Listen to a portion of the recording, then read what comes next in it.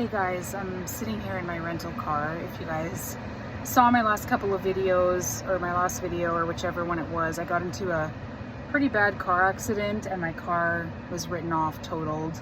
So I have this rental car that my insurance company provided, but I just am about to go pick up my daughter, and I thought I would make a really quick video about don't focus on, or try not to focus on, what's still left.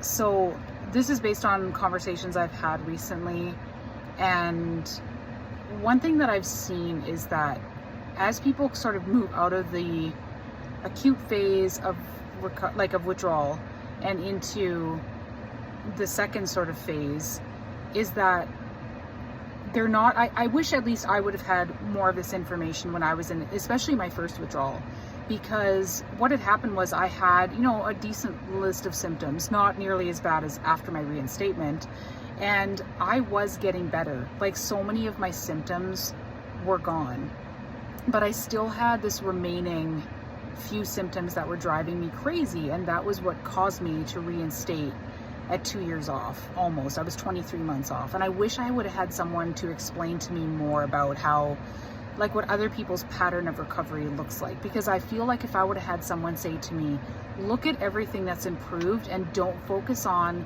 the last thing that's left, or the last few things that are left, and worry that it's something different, because that's exactly how I interpreted it.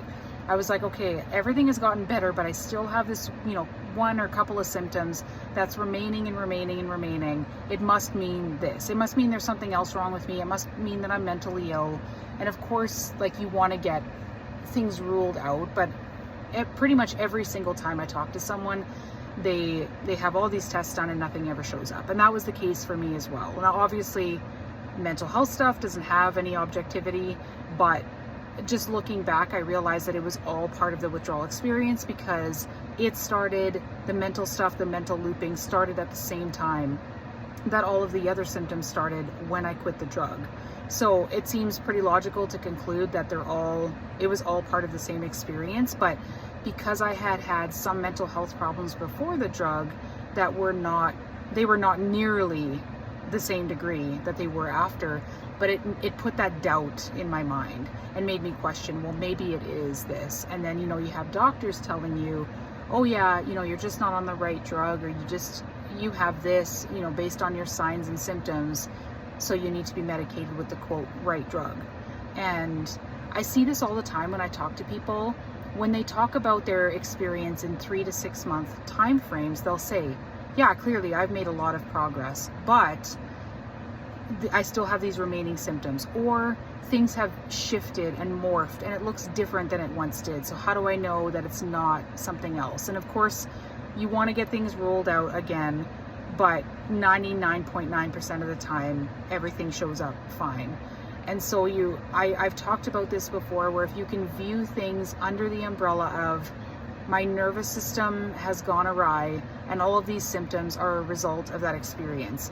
And even if they look different or slightly different than they did at the beginning, I'm going to look at things in 3 to 6 month time frames and see that I've made progress and take that as proof that I'm getting better. This is what I did not do. Rather than honing in on the few that you have left and being like, maybe it's something else, maybe it's different, maybe this means that it's permanent, maybe this is forever, maybe just exactly like I did. And I think too, my own interpretation of this, obviously I'm not a nervous system expert, is that when you're still in that hypervigilant state, that hyperarousal, but it's not as bad as it was at the beginning, then your body is basically not quite sure that it can fully relax. So it kind of pulls out all the stops, or it'll bring back an old symptom, but it'll look different. Like, I need to get your attention. Are we okay yet? Can we relax? Can we turn off the alarm bells? So for me, I had one single intrusive thought that would loop through my head, I kid you not, 10 to 100,000 times a day, probably, just over and over and over and over, like every 2 seconds, constantly, from the moment I woke up to the moment I went to bed. And then after, this went on for a very long time, then it started to shift, and it would throw something even scarier at me. And on the one hand, especially in hindsight, it was like, okay, finally I've got relief from that one thing. But this is actually scaring me more, even though I'm so glad that that one that lasted for 3 years is finally gone. And so you can view it as almost like, okay, this is different and it's scary, but maybe it's a sign that the symptoms or something is shifting or moving. So don't let it throw you off, because so many times it'll come back, but it'll look a little bit different. And then it's like it's trying to get your attention to see if it can truly sort of let this all go. And so try not to get entangled in it and entwined in, well, now I got to figure out this, and what does this mean? Try to view it, you know, you've ruled everything else out. View it under this umbrella of nervous system problems. And it's very similar to what I had before, but it's a little bit different, but it's all different versions of the same thing. And it's kind of like what I've alluded to in other videos where I talk about the obsession that often happens with finding someone else in the community with your exact same presentation. And I got stuck on that for a really long time. And truthfully, it doesn't really matter. I know you want to find the proof and you want to find the exact similarities, but if that doesn't happen, it's okay. And it's the same thing to comparing your current symptoms with your old symptoms.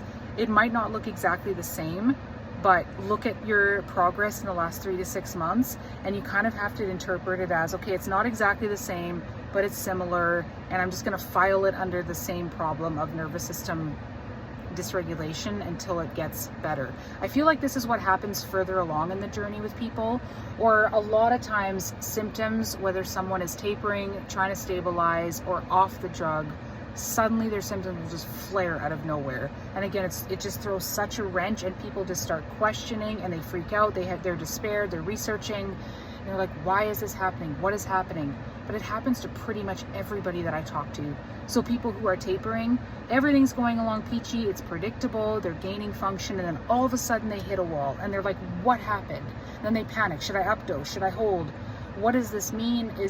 And it just happens to pretty much everybody. And I don't know exactly why, but my interpretation is, well, maybe it's different when you're tapering, and it depends on that receptor occupancy. That's separate. But I'm talking, I guess, more about the people who are off, or maybe who are trying to stabilize, and it's just throwing this new stuff at you. It's new, but it's not new. So just file it under, it's all a different version, slightly different version of the same thing. I'm just going to kind of like relax through it as much as I can, and not try to interpret it or figure it out or get entwined in it. And yeah, and that's like what I've talked to in a lot of videos about second fear. Try not to get into that research mode and adding to the fear. And I always say to people too, try really hard to stay in your own experience, because regardless of the chronic condition, you will find horror stories in every community, but you have to focus on your own progress, your own path, and keep yourself sane that way, because you will find horror stories with every single condition that's out there. So I'll just leave you guys with that. Let me know your thoughts in the comments, and I'll see you next time. Bye.